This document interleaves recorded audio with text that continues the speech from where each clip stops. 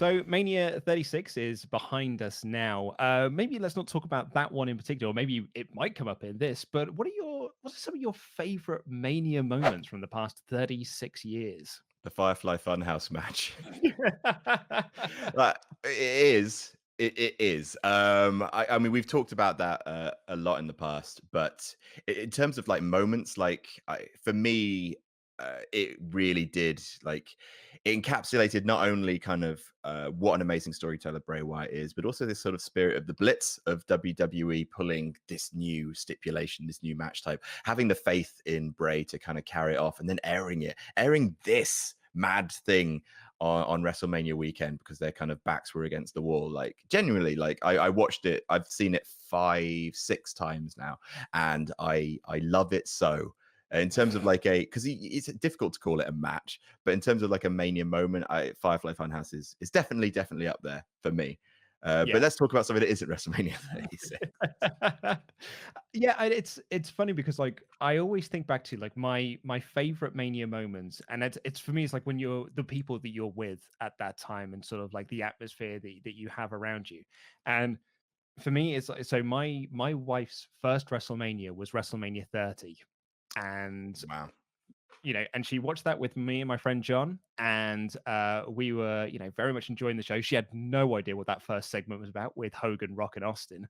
She had no. She was like, "Is this wrestling?" It's kind of like, sort of, in a way. Ish. Yeah, but it was during the video package for Brock Lesnar versus Undertaker, and she said, "She goes, okay, so that big Brock guy's winning, right?" And me and my friend John were like, "No, no, no, you silly fool." You can tell this is your first WrestleMania. No, no, no. You see, The Undertaker always wins at WrestleMania. And she was like, no, no, he's definitely winning. He's so much bigger. And then when The Undertaker came out, she was like, oh, that Brock guy's definitely winning. Have you seen how old he is? That's savage. And we were like, no, no, again, you silly fool. Of course, The Undertaker is going to win. And then when Brock Lesnar won, me and my friend were like, we were, like that guy in the front row. And my wife just looked at me and was like, yeah, told you. Of course he was going to win. Look at that giant man. Of course he beat up the old man. He's giant.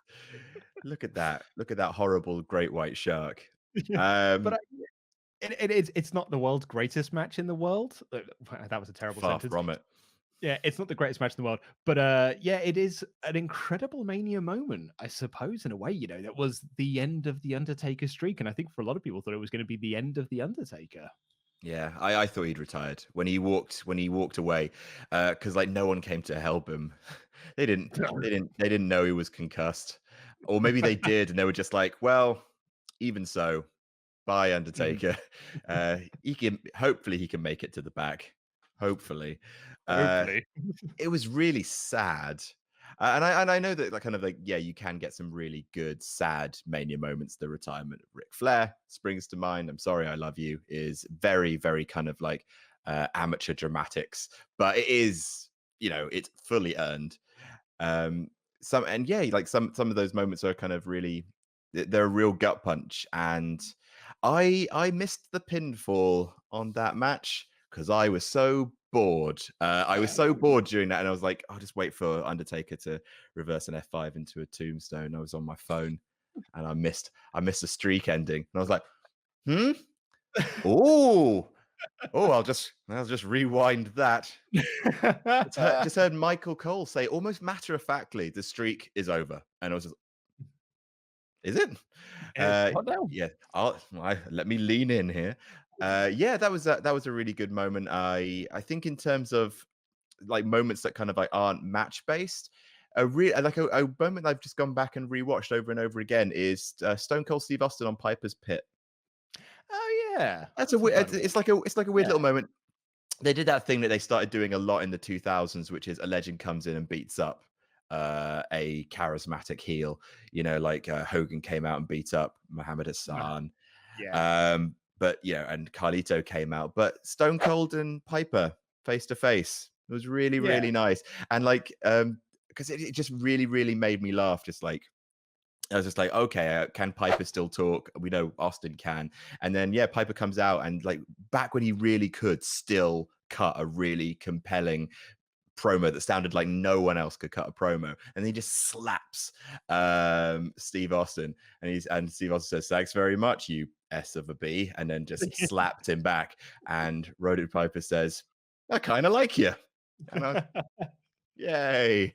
I like, yeah, it's really nice. Like Mania is like separates itself from SummerSlam, from Survivor Series, from Royal Rumble, just for like, they're here.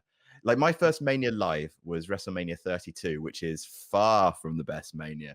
But but it did also have a moment where Mick Foley came out, hooray. Then Shawn Michaels came out, hooray. And then Stone Cold Steve Austin came out, hooray. And yeah, sure, they kicked the crap out of people they probably shouldn't have. You know, Wade Barrett had a fine career ahead of him. Didn't he leave the next night? He did. Yeah, I think a lot of them were on their way out. Yeah, the League of Nations. It was a terrible, terrible faction. But I was just happy to be in the same building as Stone Cold Steve Austin. And like, Which yeah, is nice. yeah, and like there's a difference between watching it at home and watching it in person. Just being there and seeing Stone Cold whoop some candy bottom. All right, that's The Rock. Or he was also there, but he had a flamethrower, and that bit was less good. Yeah, that went on for quite some time. The match didn't, but the Rock, but that Rock segment itself. Going back to kind of classic Manias, though, I mean, I go back and I think the old WrestleMania match doesn't really feel old to say, but one of the old WrestleMania matches I've gone back and watched a lot, obviously, is Steamboat versus Savage, just because like that was choreography before I think we fully realized how choreographed wrestling was. It really, really holds up as well. Yeah, just amazing. it moves at an unbelievable lick, especially if you watch it in the context of the rest of the card. Like wrestling was so slow back then, but these guys move so quickly. Yeah, and it's. I was going to say, like, I was watching the Dark Side of the Ring episode they did on Macho Man, and they talk about the build to the Mega Powers Explode, on the sort of the big stage of WrestleMania, and that for me is like a really, really big time.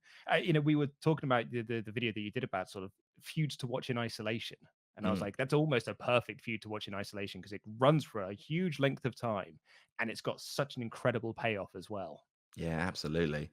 They're also like favorite moments, just kind of from a personal perspective. Just sort of matches that I love because my favorite wrestlers have been a part of them, like Shawn Michaels and Kurt Angle. That match, so good. Like the whole match is amazing, but there's just one moment in it which is a combination of really nice moment, really good call from JR.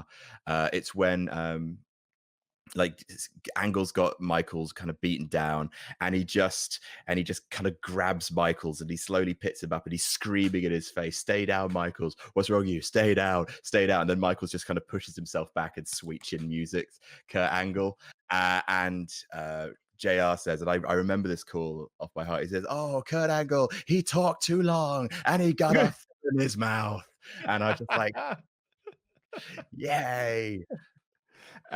Okay, so to round this off then, my favorite WrestleMania match, and it is the greatest WrestleMania match of all time from the greatest WrestleMania of all time.